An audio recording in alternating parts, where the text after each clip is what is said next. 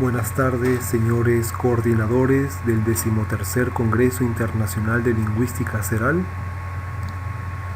Mi nombre es José Alonso Aguilar Varela, soy psicólogo egresado de la Universidad Nacional Mayor de San Marcos y actualmente aspirante al programa de maestría de la Universidad Federal de Kazán. El trabajo titulado Utilidad del enfoque neuropsicolingüístico para la intervención de las patologías del lenguaje, una revisión metodológica de sus diferentes antecedentes, ha sido desarrollado por quien les habla y por la doctora Elena Pleujova, catedrática de Filología Románica de la Universidad Federal de Kazán. Bien. A continuación se van a presentar los contenidos de la exposición, los cuales son los siguientes. Primero, introducción general, donde se va a hablar acerca de los objetivos que motivaron al desarrollo del presente trabajo, antecedentes históricos, los cuales son el principal motivo que está mencionado en el título, 3 niveles fundamentales del modelo neuropsicolingüístico, los cuales se van a...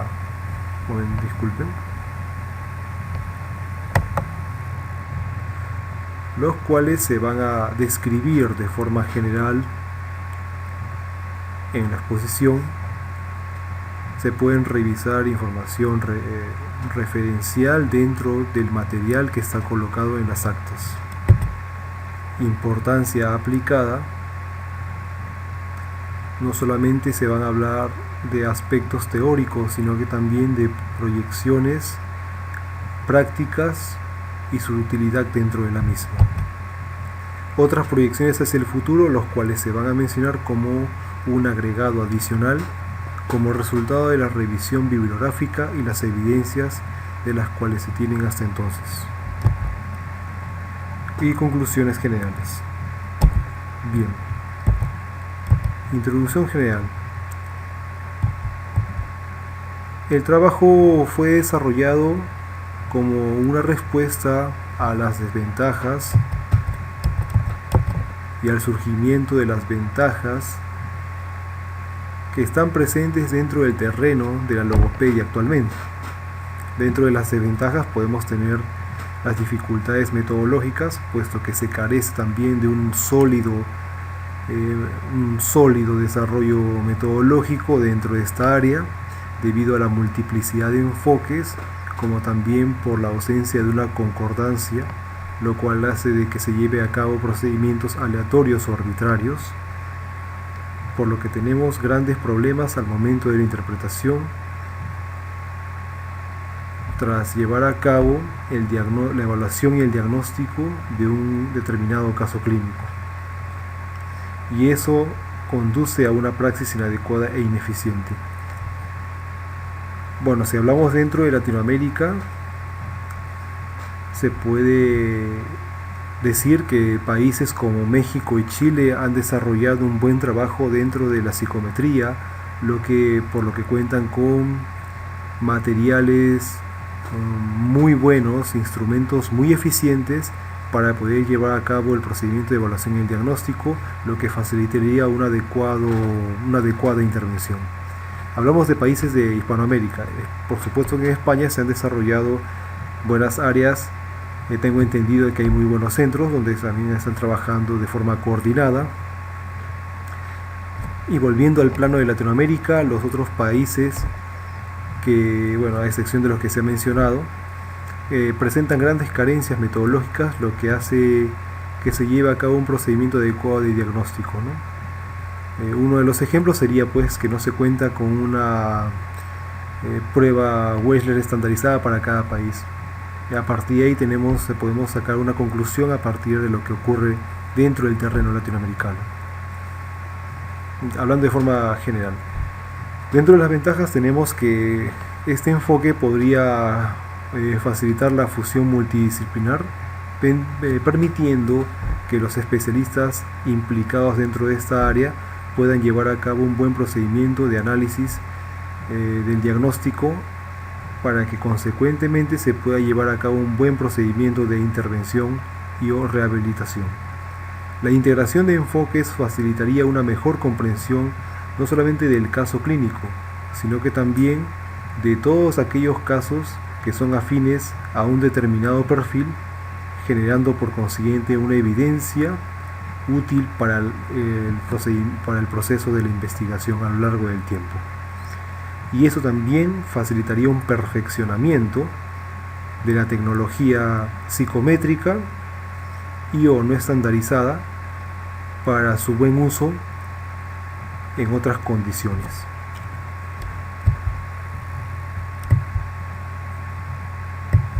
Antecedentes históricos, tendencias a lo largo del tiempo. Bueno, se ha llevado a cabo una división general, una clasificación, se puede decir, del desarrollo de este modelo a lo largo del tiempo. Y bueno, se puede decir que en un inicio la tendencia era básicamente clínica, con los aportes de Calvert Knight, por ejemplo, y los primeros diagramas que se crearon, que ya en un futuro van a impulsar el desarrollo de los modernos modelos de procesamiento de información.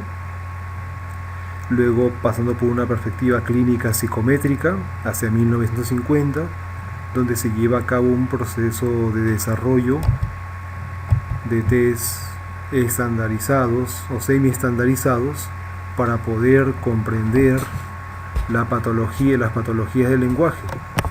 Hasta ese entonces se tenía un conocimiento nosológico basado en la observación clínica, ¿no?, la pericia clínica de los expertos, pero no había una evidencia que sea pues consistente para poder entender mejor esta patología.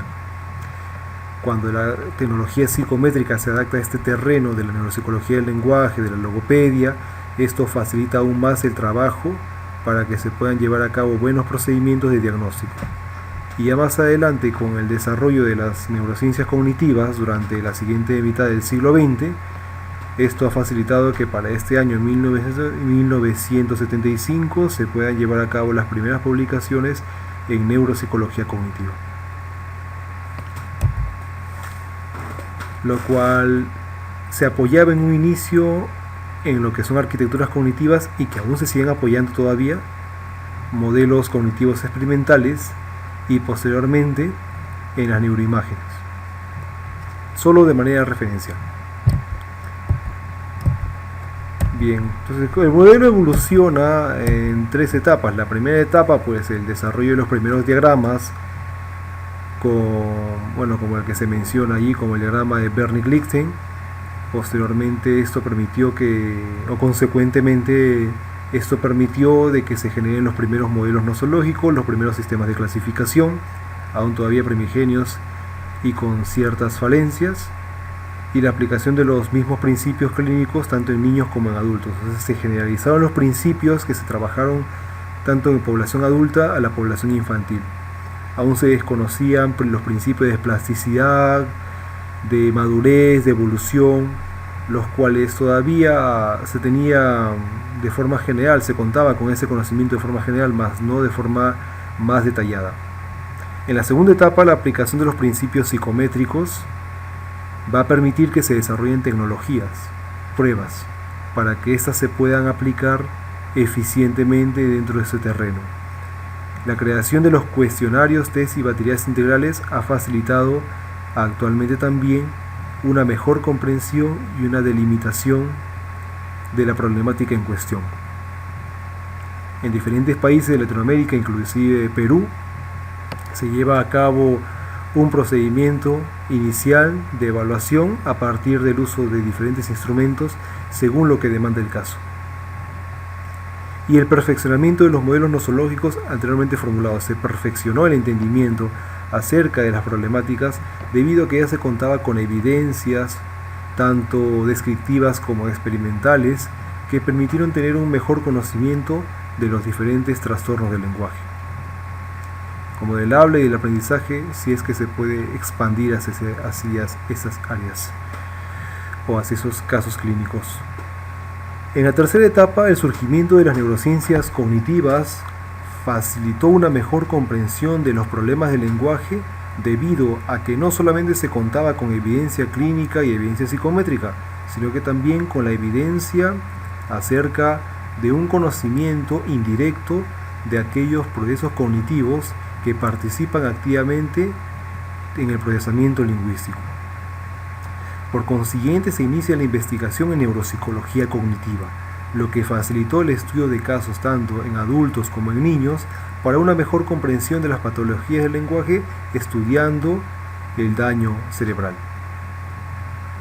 Y cómo a partir del daño cerebral se encuentran afectados los procesos cognitivos, incluyéndose asimismo el lenguaje. Y se lleva a cabo las primeras integraciones neuropsicolingüísticas. El primer modelo neuropsicolingüístico que yo vi, que yo pude revisar, fue el de Chevery, Müller y Narbona, que lo publicaron en el libro El desarrollo del niño, ¿no? El lenguaje del niño. Entonces, en ese texto yo pude revisar el modelo neuropsicolingüístico de esos autores, que me permitió por consiguiente tener una mejor comprensión de las patologías tanto congénitas como adquiridas.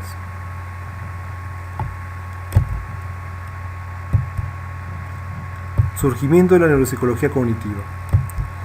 El modelo que se presenta a continuación, el cual no lo voy a detallar por cuestiones de tiempo, es un modelo que es muy conocido, el modelo Logen de Patterson y Shewell, que fue muy utilizado y que sigue siendo muy utilizado en neuropsicología cognitiva del lenguaje para poder entender cuáles son las rutas, procesos y subprocesos que participan en la activación de diferentes módulos encargados de generar un comportamiento lingüístico.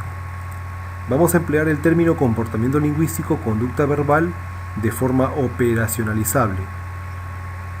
Los módulos van a estar encargados de un determinado tipo de procesamiento, y esto es que están encargados de un determinado tipo de conducta verbal. Lo que se menciona ahí son elementos relacionados con aspectos moleculares del lenguaje, ¿no? El análisis acústico, el léxico, la conversión fonológica, el almacén de fonemas, entre otros. Los comportamientos generales serían tanto la palabra hablada, el habla, ¿no? Elementos importantes de este sistema serían los que se mencionan ahí, los módulos intermedios y centrales, que viene a ser el sistema semántico. La primera ruta estaríamos hablando del lenguaje hablado, mientras que la segunda estaríamos hablando de la lectoescritura. ¿Qué ocurre a nivel de la lectoescritura? Desde la palabra escrita hasta lo que viene a ser la escritura. Claro que estos componentes se van a conectar, generando un comportamiento mucho más complejo, dependiendo de la actividad que se requiera y la necesidad que se demande en el momento. Ese tipo de modelos es conocido con el nombre de arquitecturas cognitivas, y una arquitectura cognitiva es un modelo teórico experimental acerca de un proceso cognitivo. Es indirecto porque no se conoce directamente qué ocurre, no se tiene acceso directo a las bases cerebrales. Sin embargo, se ha creado este tipo de modelos con la finalidad de comprender los comportamientos cognitivos, los procesos cognitivos implicados en un determinado procesamiento lingüístico. Es muy conocido el modelo y a la vez muy útil. Me parece muy eficiente según los casos, tanto en adultos como en niños se puede aplicar, teniendo en cuenta también la participación de otras variables, tanto intervinientes como moderadoras y mediadoras, para poder comprender mejor las condiciones que se quieren estudiar.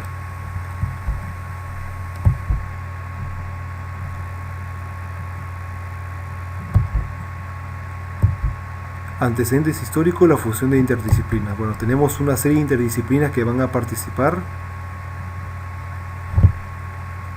en la formulación de este modelo neuropsicolingüístico. Y bueno, inicialmente tenemos la neuropsicología, la disciplina matriz, que viene desarrollando el estudio en las patologías del lenguaje tanto en adultos como en niños desde el siglo decimonónico.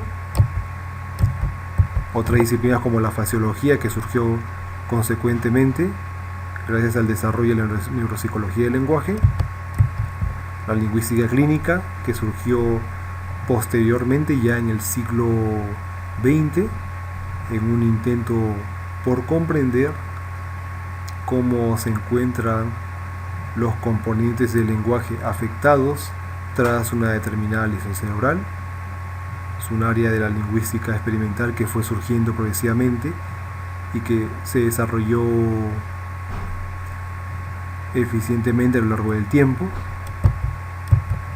La psicolingüística, que aportó significativamente con el desarrollo de sus modelos cognitivos. La neurolingüística, que surgió tras los estudios fasiológicos y que se especializó específicamente en el estudio de la conducta verbal afectada tras la lesión cerebral. Y finalmente la neuropsicolingüística, que nos interesa para esta exposición, surge como un resultado integrado, es decir, considerar aquellos aspectos cognitivos o aquellos procesos cognitivos que participan en el procesamiento lingüístico. Entre la conducta verbal y las bases cerebrales que tenemos una serie de procesos tanto de bajo nivel como de alto nivel que están muy implicados en un determinado tipo de procesamiento. Los tres niveles fundamentales del modelo neuropsicolingüístico son los siguientes. Tenemos un nivel neurobiológico, el cual, como su nombre lo menciona, neurobiológico, está relacionado con las bases cerebrales implicadas en la generación de la conducta verbal. Sabemos principalmente cuáles son los centros de forma general, ¿no? Sabemos el área de Broca, el área de Wernicke, el fascículo arqueado, las áreas frontales, las áreas de asociación, entre otros. Todas estas áreas corresponden al nivel neurobiológico, el cual es referencial, y ya se va a mencionar por qué es referencial. El nivel psicolingüístico cognitivo, que nos interesa principalmente porque es el nivel intermedio, el nivel indirecto, que no se puede acceder directamente, pero que se puede hipotetizar, teorizar y llevar a la experimentación a partir del uso de las denominadas arquitecturas cognitivas. Y el nivel lingüístico, por supuesto, que es el que permite manipular las conductas verbales a partir del estudio tanto de los comportamientos globales, como viene de hacer el habla espontánea, la repetición, la denominación, como también las conductas moleculares que tienen que ver con el estudio de los componentes lingüísticos en sí, ¿no? Fonético, fonológico, léxico, semántico, entre otros. Y bueno, tenemos ahí tres imágenes correspondientes o de forma referencial a los modelos, a los niveles que se acaban de mencionar.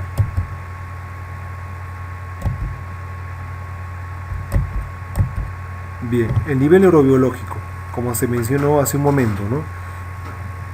Implica la comprensión de las bases cerebrales responsables de la generación de una determinada conducta verbal. O sea, cuáles son las bases que están implicadas en la generación tanto de, por ejemplo, el habla espontánea, como también cuáles son las áreas que se activan cuando se está llevando a cabo la denominación de un objeto, el léxico de salida, o sea, el nivel léxico semántico expresivo, por ejemplo. Es un nivel de análisis referencial, puesto que no se va a manipular directamente. Lo tenemos en cuenta, lo conocemos gracias a la evidencia anatomoclínica, como también a partir de los estudios en neuroimágenes. Sin embargo, es un nivel que no se puede manipular, puesto que resulta complicado. O sea, se puede tener en cuenta conocimientos generales acerca de cuáles son las bases cerebrales implicadas en un determinado tipo de procesamiento, pero manipularlos directamente, estimularlos directamente, no se puede todavía hasta el momento conseguir, no se ha logrado, ¿no? Las neuroimágenes sí nos han ofrecido una buena evidencia, pero sigue siendo un referencial, es un mapeo referencial, pero que aún no se puede incidir directamente. Es una variable interviniente, puesto que en el caso de la lesión cerebral es una variable interviniente no es causal en sí, sino que nos permite tener en cuenta cuál es el estado real del sujeto que se encuentra afectado y por consiguiente cuáles son las condiciones que hay que tomar en cuenta para poder llevar a cabo tanto la evaluación como también la interpretación de resultados. El nivel lingüístico consiste en el estudio experimental de la conducta verbal, tanto molar y molecular. Como ya se mencionó, conducta molar, hablamos de una conducta mayor, por ejemplo, como el habla espontánea, la denominación, repetición, donde cada una de esas tiene también otras conductas, que son las conductas moleculares, porque implica la activación de determinados tipos de módulos especializados en una conducta más pequeña. El léxico, la activación del componente fonético-fonológico, el sistema semántico, entre otros. El nivel de análisis susceptible a operacionalización y manipulación, sí. Este nivel sí puede ser operacionalizable, es decir, las variables se pueden fiscalizar, se pueden manejar bajo ciertos criterios y se pueden manipular hasta cierto punto. De forma indirecta, por supuesto, no tampoco directa, pero a diferencia del anterior sí se pueden manejar y se puede tener referencia de cómo es un comportamiento lingüístico en un momento determinado. Y la variable dependiente, por supuesto, porque todo comportamiento lingüístico, todo comportamiento cognitivo, toda respuesta cognitiva, todo progreso cognitivo es una variable dependiente. Se va a crear las condiciones para poder entonces ver cómo está el comportamiento en sí. Y el nivel psicolingüístico cognitivo, que tiene que ver con el estudio experimental de los sistemas cognitivos, tanto primarios como secundarios, que participan activamente en el procesamiento lingüístico. Esto es, procesos cognitivos primarios, como vienen a ser el sistema de procesamiento lingüístico, el sistema de pensamiento, las funciones ejecutivas, y secundarios, que tienen que ver con los sistemas atencionales, sistemas perceptuales, prácticos, de memoria, entre otros, que están allí imbricados en la generación de este comportamiento mayor, ¿no? Nivel de análisis susceptible a operacionalización y manipulación, sí, también. O sea, ya entendiendo de que la atención, la memoria, la percepción son comportamientos, respuestas cognitivas, pueden ser manipulables y operacionalizadas. Y también, como se mencionó, al igual que el anterior, es una variable dependiente. Sí, es una variable dependiente, puesto que todo proceso cognitivo lo es en sí y se puede manipular dependiendo de las condiciones experimentales propicias que se puedan generar. Entonces, las conductas operacionalizables son tanto cognitivas como lingüísticas, y entre las cognitivas tenemos los procesos primarios, que tienen que ver, como se mencionó anteriormente, procesos complejos como viene a ser el sistema de procesamiento lingüístico, el sistema de pensamiento, que se basa en esquemas, y las funciones ejecutivas, que a la vez incluyen una serie de componentes tanto atencionales como de memoria, pero que de una complejidad aún mayor. Y los procesos secundarios tenemos ahí los sistemas atencionales, que varían según su complejidad, el sistema de reconocimiento perceptivo gnóstico, el sistema de producción práctico, sistemas de memorias, que están ahí muy relacionadas, entre otros. Y lingüísticas, como se mencionó, tenemos conductas tanto molares y moleculares. Dependiendo de cómo se quiera trabajar ahí al momento de analizar el caso, se va a tener en cuenta estas condiciones.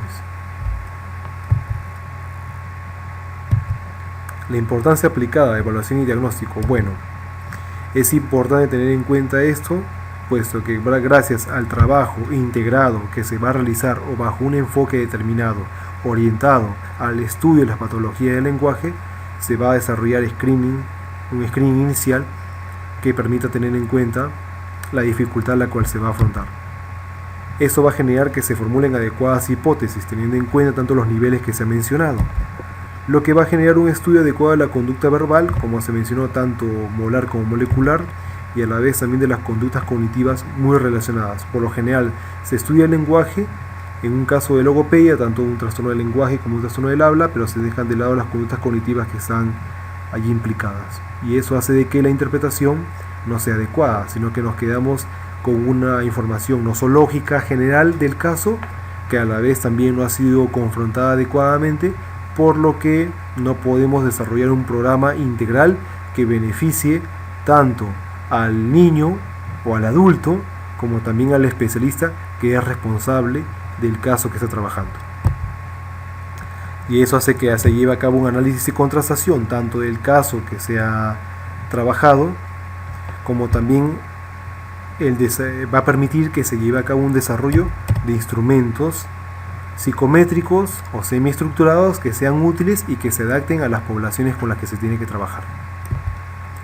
Entonces, el diagnóstico no solamente sería clínico referencial, puesto que se puede tener conocimientos de los indicadores clínicos, del perfil clínico del sujeto, tanto niño como adulto, pero también hay que desarrollar un diagnóstico de tipo funcional abordable que puede ser manipulado gracias al estudio adecuado de la conducta lingüística y de las conductas cognitivas.